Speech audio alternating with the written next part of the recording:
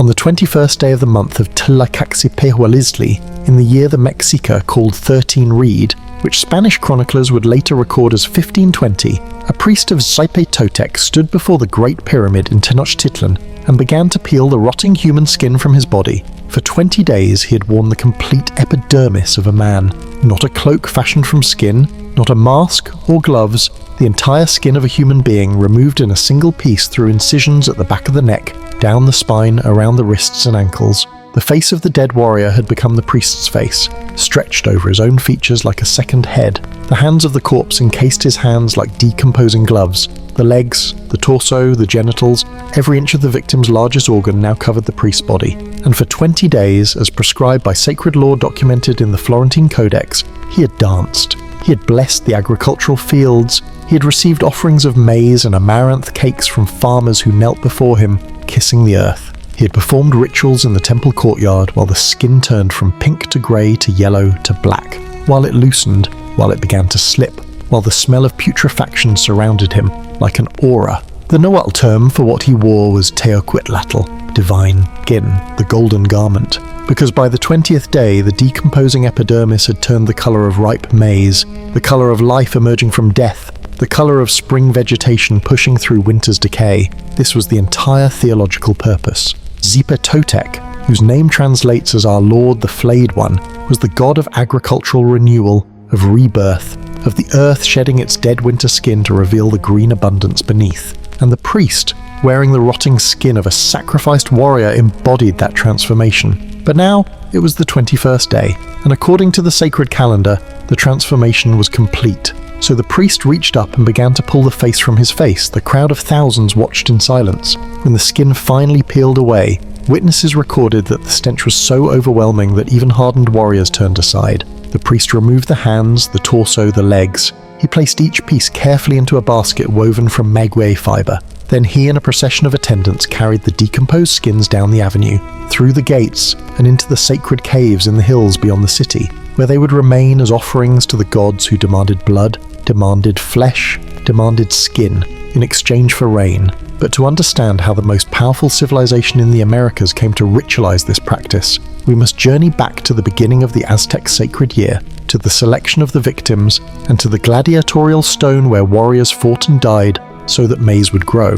Before we descend into the documented rituals of the Aztec priesthood, if you seek histories that confront the darkest capacities of human civilization without judgment, subscribe to Regal Sins. We explore authenticated practices from civilizations across the world, drawn from archaeological evidence, colonial chronicles, and indigenous testimonies. Every claim is sourced, every detail is documented. Hit subscribe, activate notifications, and prepare to witness what the Florentine Codex recorded in excruciating detail. Now, let us return to Tenochtitlan in the 15th century. To understand the ritual flaying ceremonies, you must first understand the cosmological architecture of the Mexica civilization, the people we now call the Aztecs. Their universe operated on multiple overlapping calendars. The solar year, called the Xipe, consisted of 18 months of 20 days each, plus 5 unlucky days at the end. Each month was dedicated to specific deities and required specific sacrifices. The first month of this agricultural calendar was called Tlacaxipehualiztli, which translates directly as the Flaying of Men. It occurred during what the Spanish calendar marked as late February through mid-March, the critical period when winter ended and the planting season began. This was not a peripheral festival, it was the inauguration of the entire agricultural year. In a civilization whose survival depended on maize cultivation in the challenging environment of the Valley of Mexico, where drought could mean famine and famine could mean collapse, ensuring the favor of agricultural deities was existential necessity. And the deity who governed this transition from death to life, from barren earth to fertile soil, was Xipe Totec. Xipe Totec's mythology was explicit. He was depicted in codices and sculptures wearing a flayed human skin, his own skin visible beneath it through the eye holes, mouth hole, and the seam down the back. His priests, in ritual imitation of the god, would wear the actual skins of actual sacrificial victims for the entire 20-day month. This was not metaphor. This was not symbolic costume. The Florentine Codex, compiled by Franciscan friar Bernardino de Sahagún between 1545 and 1590, contains first-hand testimonies from indigenous informants who witnessed and participated in these ceremonies before the Spanish conquest. Book 2 of the Codex, titled The Ceremonies, provides descriptions so detailed that modern archaeologists have been able to identify the exact locations, tools, and techniques used. The ritual was pan-Mesoamerican. Xipe Totec worship extended throughout the Aztec Triple Alliance and into rival territories. Major temples existed in Tenochtitlan, the Mexica capital, in Tlaxcala, their perpetual enemy, in Tehuacan, a major ceremonial center in the Puebla Valley, and in dozens of smaller city-states. Archaeological excavations at the Templo Mayor in Mexico City, directed by Eduardo Matos Moctezuma in the 1980s, uncovered physical evidence of these sacrifices, flaying knives made from obsidian,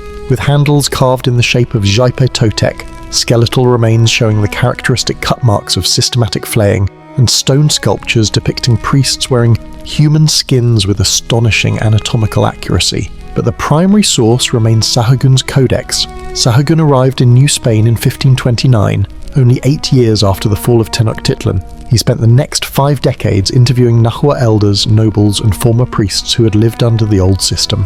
His informants dictated their testimonies in Nahuatl, the Aztec language, which Sahagún translated into Spanish. The result is the most comprehensive ethnographic record of any pre-Columbian civilization. And in Book 2, Chapter 21, those informants describe the Tlacaxipehualiztli ceremonies in language that even Sahagún, a priest himself, found difficult to record. They describe the number of victims, at minimum 40, one for each day of the festival cycle, including preparation, though some years saw more than 100. They describe the method of selection, captured warriors from recent campaigns, chosen for youth, physical perfection, and fighting ability. They describe the location, the gladiatorial stone platform called the Tlacaxipehualiztli, located in the courtyard before the pyramid dedicated to Xipe Totec and Huitzilopochtli. They describe the technique of flaying, performed by specialists called xipeme, literally, those who wear the skin. And they described what happened next, which is where our story truly begins. The victims were never random. According to the Codex, the warriors selected for Xipe Totec's sacrifice had to meet specific criteria. They had to be male, young, generally between 15 and 25 years old, physically fit without major scars or deformities, and proven in combat. They were prisoners of war captured during the ongoing military campaigns that sustained the Aztec tributary empire. The primary source of victims came from the Flower Wars, ritual combat engagements called Xochitl, fought between the Mexica and their perpetual rivals, the Tlaxcalans, the Huexotzingas, and the Cholulans. These flower wars were not wars of conquest. They were agreed upon battles fought explicitly to capture warriors for sacrifice. Both sides participated. Both sides sent their finest soldiers. Both sides captured prisoners. And both sides sacrificed those prisoners to their respective gods. It was a cosmological exchange system, brutal and reciprocal. To die in flower war combat or upon the sacrificial stone was considered the most honorable death a warrior could achieve, guaranteeing immediate passage to the highest level of the Aztec heaven, the House of the Sun. But that theological honor did not erase the terror. The Codex records that once captured, the warriors were transported to Tenochtitlan and housed in wooden cages near the temple complex. They were fed well, maize tamales, turkey, chocolate, pulque. Their bodies had to remain strong and aesthetically perfect for the ritual. Priests inspected them daily. Any prisoner who developed illness or injury was removed from the selection pool and sacrificed in a different, less prestigious ceremony. The ones chosen for Xipe Totec were the best, the most beautiful, the most physically ideal. In the days leading up to Tlacaxipehualiztli, the selected warriors underwent a preparatory ritual. They were taken to the temple baths, where they were washed by attendants using soap made from the root of the Copalxocotl plant. Their hair was arranged in the style of warriors. They were dressed in ceremonial garments, cloaks of white cotton, headdresses of heron feathers, necklaces of turquoise and jade.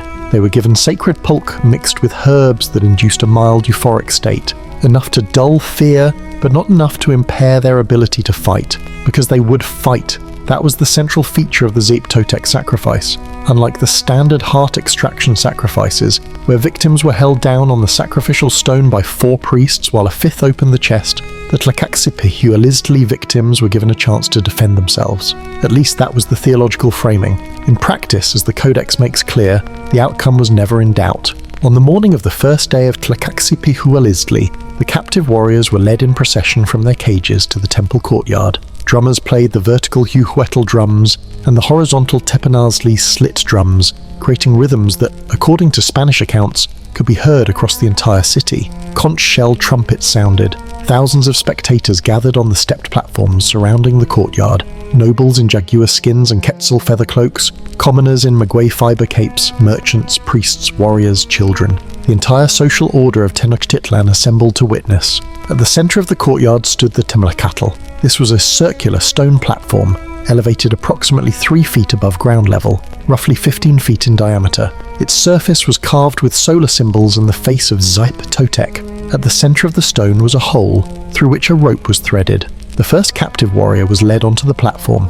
The rope was tied around his left ankle, giving him a radius of movement approximately 7 to 8 feet from the center. He could move, dodge, even attempt to strike, but he could not voe. Then he was handed his weapon. Not a real mahuatl, the wooden club embedded with obsidian blades that could decapitate a horse, but a ceremonial version. The Codex describes it precisely, a wooden shaft the same weight and length as a true weapon, but instead of obsidian, the edges were lined with feathers. He held a prop. His opponents would hold steel. The warrior stood alone on the stone platform, one ankle tethered, feathered club in hand, surrounded by thousands of watching eyes. The morning sun rose behind the Great Pyramid, casting long shadows across the courtyard. The drums stopped. In the silence, a priest of Xipe Totec raised his hand and spoke the ritual invocation in nahuatl, asking the god to accept this offering and in return grant fertility to the fields, abundance to the harvests, and continuation of the fifth sun, the current cosmic era in Mexican cosmology. Then 4 warriors entered the courtyard. These were not ordinary soldiers. They were members of the elite military orders. 2 from the jaguar warriors, identifiable by their jaguar skin helmets and bodysuits spotted to resemble the sacred animal, and 2 from the eagle warriors, wearing carved wooden helmets shaped like eagle heads with the real feathers cascading down their backs. Each carried a fully functional mahuatl, obsidian blades glinting in the morning light. Each had trained since childhood for combat. Each had killed before. The terms of engagement were absolute. The captive could attempt to defend himself with his feathered club. If by some miracle he managed to strike down all 4 opponents, he would be freed, granted the status of honored warrior, and adopted into Mexican society. The Codex records that this happened, but so rarely that when it did, the event was commemorated in painted manuscripts. The expected outcome was death. The only variable was how long the captive could survive. The jaguar warriors attacked first. They moved in coordinated pair, one striking high while the other swept low, a tactic designed to divide the captive's attention and exploit the limitation of his tether. The captive blocked the first strike with his feathered club, but the second mahuatl caught him across the thigh, obsidian blades slicing through skin and muscle. Blood sprayed across the stone platform. The crowd roared. The captive stumbled but remained standing. He swung his club in a wide arc, forcing the warriors back momentarily, but the rope around his ankle limited his movement. When he pivoted to face the jaguar warriors, the eagle warriors struck from behind. One of the eagle warriors swung his mahuatl horizontally, aiming for the captive's lower back. The blow connected. The obsidian blades cut through the cotton armor and into the flesh beneath. The captive fell to one knee. He tried to rise. A jaguar warrior stepped forward and brought his club down on the captive's shoulder, shattering the clavicle. The captive dropped his feathered weapon. He raised his hands in a gesture that Spanish chroniclers interpreted as surrender, though nahuatl theology had no concept of surrender in sacred combat. This was not a battle. This was a ritual, and the ritual had to reach its conclusion. The final blow came from an eagle warrior who stepped forward, placed the edge of his mahuatl against the captive's throat and pulled. The obsidian blade severed the carotid arteries. Blood fountained across the stone platform, pooling in the carved grooves that channeled it toward collection vessels at the platform's edge. The captive collapsed. His body twitched once, twice, then stilled. The drums resumed.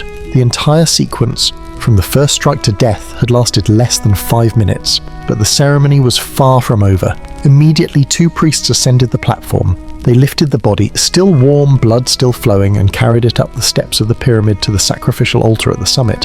There, the high priest of Xipe Totec waited with an obsidian tecpatl knife, its handle carved in the shape of a crouching jaguar. The body was placed on the stone altar, a convex surface designed to arch the chest upward. 4 assistant priests held the limbs. The high priest positioned the knife just below the sternum, angled upward beneath the rib cage. With a practiced motion, he cut through the diaphragm, it reached into the chest cavity and extracted the heart while it still beat. The Codex describes this moment in language that mixes clinical precision with theological rapture. The heart was held aloft toward the sun, offering its heat and motion to Tonatiuh, the sun god, who required constant nourishment of human blood to continue his daily journey across the sky. Then the heart was placed in a stone vessel called a quauxecali, literally eagle vessel, where it would burn on a bed of coals throughout the day. The body was rolled down the pyramid steps, tumbling limb over limb, until it landed in the courtyard below.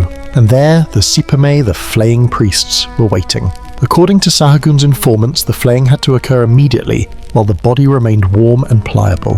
Rigor mortis would make the process nearly impossible. Speed and precision were essential. The xipeme used specialized obsidian blades, thinner and sharper than the sacrificial tecpatl, designed specifically for separating skin from underlying fascia without tearing the epidermis. The technique, as described in the Codex, began with a vertical incision from the base of the skull down the spine to the tailbone, then horizontal incisions at the neck, wrists, and ankles. The skin was then peeled away from the muscle tissue in a single continuous piece, inverted as it was removed so that the outer surface remained external. The process took approximately 15 to 20 minutes per body. The flayers worked with the concentration of surgeons. Any tear in the skin rendered it ritually impure and unusable. When the skin was fully removed, it was stretched briefly to assess its condition, then immediately presented to a designated priest who would wear it for the 20-day ritual cycle. On the first day of Tlacaxipehualiztli, this process was repeated 40 times. 40 warriors fought on the Gladiatorial stone, 40 hearts were extracted, 40 skins were flayed, and 40 priests donned the skins while they were still wet with blood. The selection of which priest would wear which skin followed a hierarchy preserved in the Codex. The highest-ranking skin, the one taken from the most beautiful and physically perfect warrior, was worn by the high priest of Xipe Totec himself. The next tier went to senior priests and nobles who had sponsored portions of the festival through monetary offerings. Lower-ranking skins were distributed to lesser priests, wealthy merchants seeking religious merit, and occasionally to veteran warriors as an honor. But regardless of status, every man who wore a skin followed the same procedure. First, the skin was painted, using yellow pigments derived from Tlacaxipehualiztli mineral compounds mixed with liquid rubber. The flayers coated the entire surface of the skin until it glistened the color of ripe maize. This was the sacred color of Xipe Totec, the color of agricultural rebirth, the color of life emerging from death. The painting served both theological and practical purposes. It symbolized the god's golden aspect, and it temporarily sealed the skin, slowing decomposition during the early days of the ritual. Next came the donning. The priest would step into the skin legs first, pulling it up over his body like a garment. Assistants helped work his arms through the skin's arms, adjusting the fit across the shoulders and torso. The most disturbing aspect, documented extensively by Spanish eyewitnesses and nahuatl informants alike, was the face. The priest wore the flayed face of the victim as a mask. His own face remained beneath, but the dead man's face, eyes cut out to allow vision, mouth cut open to allow speech, stretched over it. The priest's eyes looked through the victim's empty eye sockets. His words emerged from the victim's mouth hole. Sahagún recorded that some priests cut additional holes at the nostrils to aid breathing, while others endured the restriction as part of the sacrificial ordeal. The hands were similarly preserved. The victim's hands, flayed completely, became gloves for the priest. The fingertips hung loose like deflated pouches. During ritual dances and blessings, these empty handskins would flap and wave, creating what Spanish chronicler Diego Duran described as a grotesque semblance of the dead reaching toward the living. Once fully dressed in the skin, the priest adorned himself with additional regalia. Gold lip plugs were inserted through the skin's mouth hole. Jade ear spools were attached at the ear holes. Necklaces of turquoise, shell and jaguar teeth were layered across the chest. A feathered headdress, usually red macaw or green quetzal feathers, crowned the head. The priest was then considered a living embodiment of Xipe Totec. He was no longer merely a human wearing dead flesh. He was the god's avatar, the divine presence made manifest in the world, and for 20 days he would remain in that state. The Codex specifies that the skin could not be removed, not even for bathing or sleeping, until the prescribed ritual cycle concluded. The priest ate while wearing the skin. He performed daily temple duties while wearing the skin. He danced in the courtyard while wearing the skin. And most importantly, he walked through the agricultural fields on the outskirts of Tenochtitlan, blessing the plowed earth, sprinkling sacred water, and allowing farmers to touch the rotting skin for fertility benediction. The theological logic was explicit. The skin represented the dead earth of winter, As it decomposed on the priest's body, turning from yellow to grey to green to black, it enacted the process of decay that enriches soil. The priest's living body beneath represented the life force within the earth, waiting to burst forth. When the skin finally rotted away on the 21st day,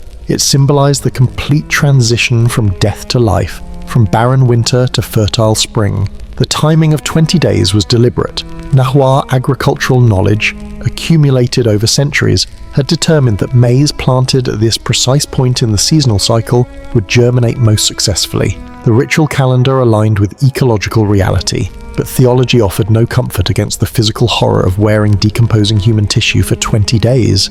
Spanish chroniclers who witnessed the aftermath of these ceremonies after the conquest, but while Nahuatl informants could still describe the experience, recorded testimony that reveals the sensory reality of wearing human skin for 20 days. Fray Toribio de Benavente, known as Motolinia, wrote in his History of the Indians of New Spain that the stench of the decomposing skins could be detected from more than 100 paces away.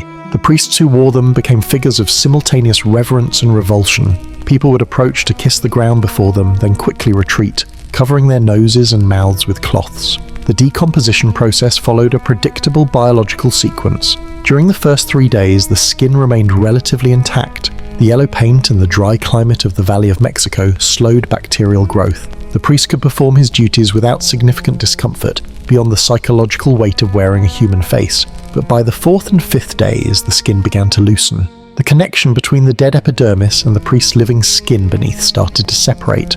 Fluids accumulated in the space between. The skin became slippery, requiring constant adjustment to prevent it from sliding off entirely. By the 7th day, the smell had become overpowering. Decomposition bacteria released gases, hydrogen sulfide, putrescine, cadaverine, that produced the characteristic odor of rotting flesh. The codex records that priests chewed aromatic herbs during this phase, both to mask the smell for themselves and to avoid offending those who approached for blessings. Yet the smell was considered sacred. It was the smell of transformation, of death yielding to life. Children were brought forward and made to breathe it to absorb the sacred power of Xipe Totec's transition.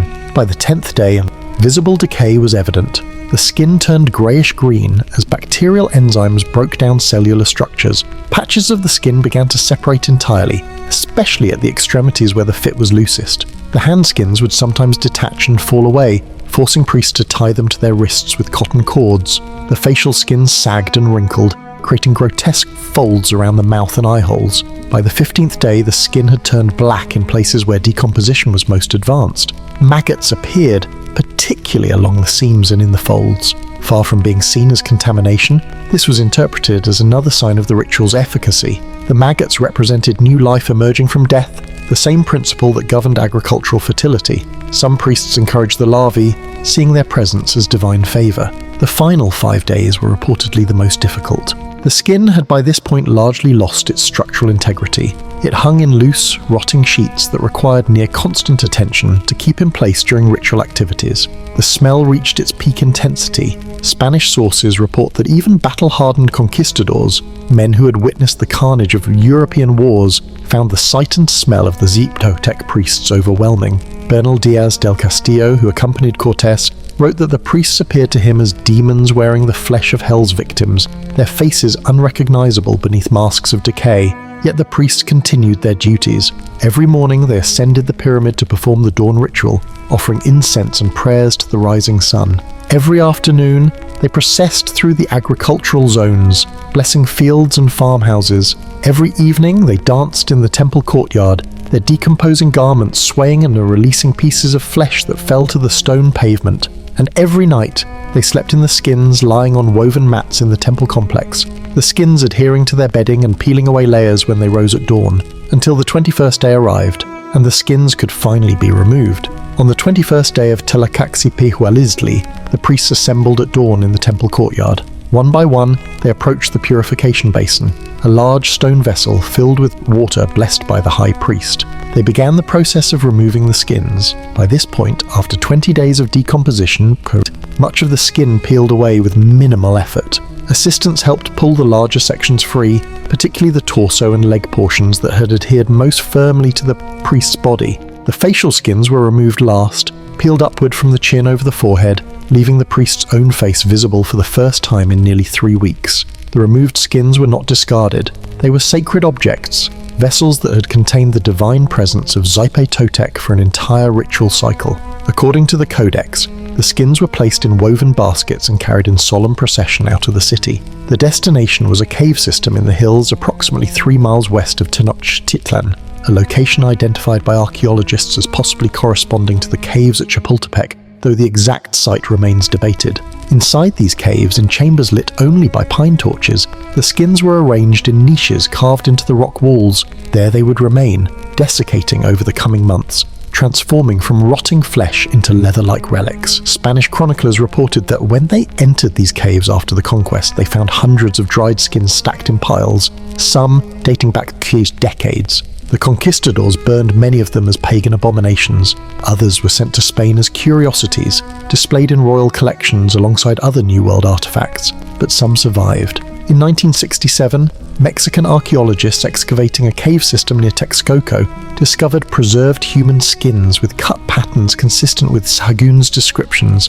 radiocarbon dated to the late 15th or the early 16th century. In 2018, excavations at Tlacaxipehualiztli in Puebla uncovered a ceremonial complex dedicated to Xipe Totec, including flaying knives and skeletal remains, showing the characteristic incision patterns documented in the Codex. The practice ended abruptly in 1521 with the fall of Tenochtitlan. Spanish forces, appalled by what they witnessed and determined to eradicate indigenous religion, destroyed the temples of Xipe Totec and executed priests who attempted to continue the rituals in secret. By 1530, Tlacaxipehualiztli had ceased to exist as a living ceremony, but the documentation survived. Sahagún's codex, compiled in the decades immediately following the conquest, preserved the testimonies of those who had worn the skins, those who had flayed the victims, and those who had watched from the crowds. Their words, written in nahuatl and translated into Spanish, remain in the Laurentian Library in Florence, where scholars continue to study them today. This has been the documented practice of Xipe Totec gladiatorial sacrifice and ritual flaying, as preserved in the Florentine Codex, and confirmed by archaeological evidence from Templo Mayor and other Mexica ceremonial centers. If this examination of authenticated Mesoamerican religious practice provided value, share it with others who seek historical truth over sanitized narratives. Subscribe to Regal Sins for more documented rituals from civilizations whose practices challenge modern sensibilities but demand historical recognition. Next week, medieval European flagellant cults and the Black Death processions. Until then, remember that the most extreme human behaviors are always justified by those who practice them. Thank you for witnessing history.